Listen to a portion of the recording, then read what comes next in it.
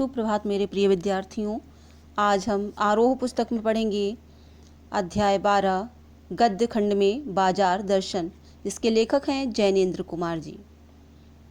आइए जानते हैं पाठ का सार। प्रस्तुत निबंध में बाजार के उपयोग, सदुपयोग और दुरुपयोग पर सूक्ष्म चिंतन प्रकट किया गया है। लेखक ने सार रूप में यह मत प्रकट किया है कि बाजार मनुष्य की आवश्यकता पूर्ति का साधन है, शोषण, दिखावे या अहम पूर्ति का नहीं।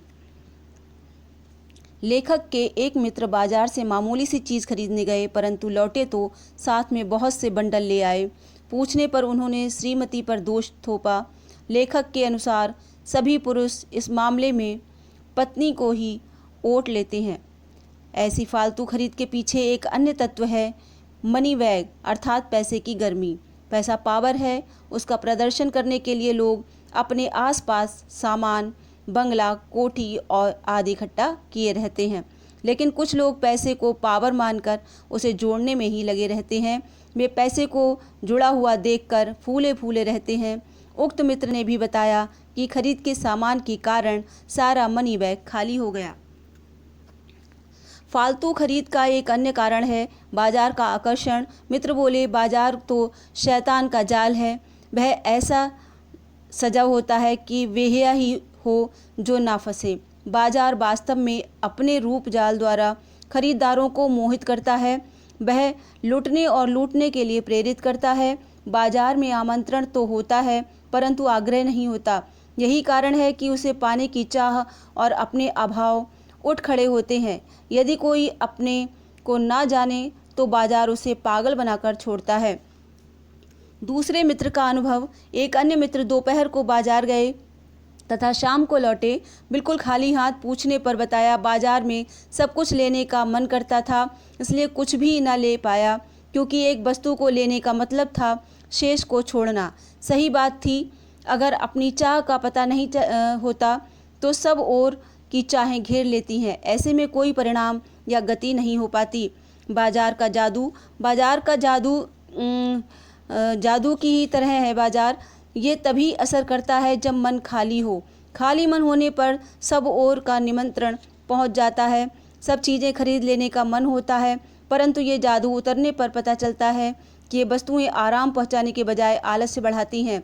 हाँ, इससे स्वाभिमान और अभिमान बढ़ता है, संसार की जकड़ भी बढ़ती है। जादू को रोकने का उपाय यह है कि बाजार जाने से पहले मन खाली ना हो, मन में लक्ष्य होना चाहिए। तब बाजार तुमसे कृतार्थ होगा। बाजार की असली कृतार्थता है आवश्यकता के समय काम आना। बंद मन का अर्थ है शून्य हो जाना। शून्य होने का अधिकार सिर्फ परमात्मा का है। मनुष्य तो अपूर्ण है, इसलिए उसमें इच्छाएं उठेंगी ही। इच्छा का विरोध करना झूठ है। ये डांट देकर मन को बंद करना है। यह लोभ को जीतना नहीं है, बल्कि लोभ की ही जीत है। मन को बलात् बंद करना तो हठ योग है। इससे ये संकीर्ण और क्षुद्र होता है। वास्तव में अपनी अपूर्णता को स्वीकार करना चाहिए। सच्चा कर्म वही है जो अपूर्णता के बोध को जगाता है। अतः हमें मन को बलात् न रोक कर उसकी बात सुननी चाहिए, क्योंकि वह भी उद्देश्यपूर्ण है। हाँ, मनमानी को छूट मन को नहीं होनी चाहिए, क्योंकि वह एक अखिल का अंग है। लेखक के पड़ोस में एक भगत जी रहते हैं। वे चूरन बेचते हैं। उनका नियम है कि वे प्रतिदिन 6 आने से अधिक नहीं कमाते, इसलिए वे अपना चूरन थोक व्यापारी को या ऑर्डर पर नहीं देते। निश्चित समय पर अपनी पेटी उठाकर चूरन बेचने निकलते हैं। चूरन हाथों हाथ बिक जाता है।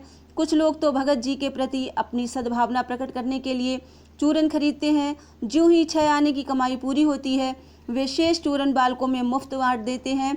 वे सदा स्वस्थ बने रहते हैं। लेखक का विश्वास है कि ऐसे भगत जी पर बाजार का जादू नहीं चल सकता। वह भगत शायद निरक्षर है, अनपढ़ है, बड़ी बड़ी बातें भी नहीं जानता, परंतु बाजार का जादू उसके सामने विवश हो जाता है। पैसा भीख मांगता है कि मुझे लो, परंतु इस निर्मम व्यक्ति के मन में पैसे पर जरा भी दया नहीं आई। पैसे की व्यंग शक्ति दारुण है। पास से मोटर गुजर जाए तो मन में गहरी व्यंग की लीक उठती है कि हाय, तेरे पास ये मोटर क्यों नहीं? तूने मोटर वाले माँ बाप के घर में जन्म क्यों नहीं लिया? यह व्यंग शक्ति अपने सगों के प्रति भी कृतज्ञ बना डालती है, परंतु उस चूरन वाले फक्कड़ के सामने यह व्यंग शक्ति पानी पानी हो जाती है।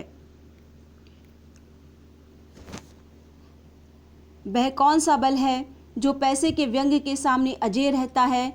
उसे नाम चाहे कुछ भी दो, परंतु वह सत्य की जहाँ तृष्णा है वहाँ यह बल नहीं है। संचय की तृष्णा और वैभव की चाह के पीछे मनुष्य की निर्बलता ही काम करती है। ये मनुष्य पर धन की ओर, चेतन पर जड़ की विजय है।